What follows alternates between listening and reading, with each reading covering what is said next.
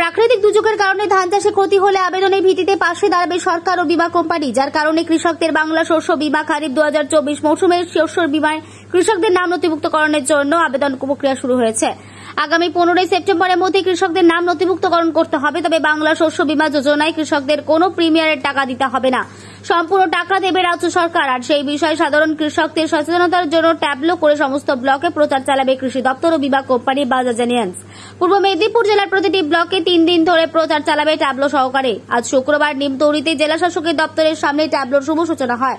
এদিন ট্যাবলোর শুভ সূচনা করেন জেলা শাসক পূর্ণেন্দু মাঝি। এছাড়াও ছিলেন জেলা কৃষি আধিকারিক তীর্থঙ্কর মণ্ডল সহ একাধিক আধিকারিকরা।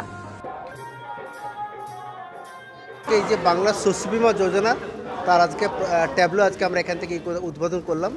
এই ট্যাবলো আমাদের প্রত্যেকটা ব্লকে ঘুরবে, প্রত্যেকটা গ্রাম পঞ্চায়েতে ঘুরবে। এটা সাধারণ মানুষকে সচেতন করার জন্য, অর্থাৎ সব যারা কৃষক চাষি ভাইদের তাদের আমরা আবেদন করছি যে আপনারা 30 সেপ্টেম্বরের মধ্যে তারা বিশেষ করে ধান চাষ করেছেন। দেখুন, আমরা সমুদ্রের ধারে থাকি, এখানে আবহাওয়া বিভিন্ন প্রতিকূলতা থাকে, অনেক বছর বন্যা হয়ে যায়, শস্য ফসল নষ্ট হয়ে যায়। যাতে সবাইকে বলছি আপনারা আবেদন করুন এবং এর প্রিমিয়াম গভর্নমেন্ট দেবে, আপনাদের কোনো কিছু দিতে হবে না।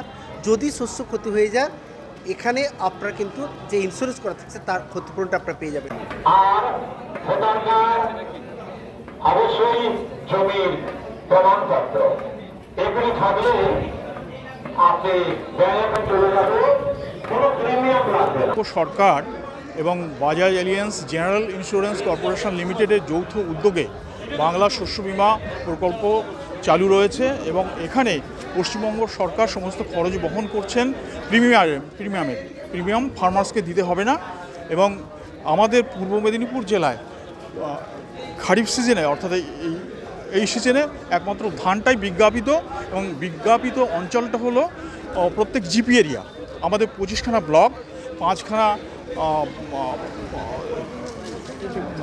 যে এরিয়া এবং এই 223খানা জিপি রয়েছে। এই টোটালটাই কভার করছে আমাদের এই শস্য বীমার মধ্যে। তো আমাদের এই ট্যাবলো আজকে উদ্বোধন হলো 25টা ব্লকেই দিন।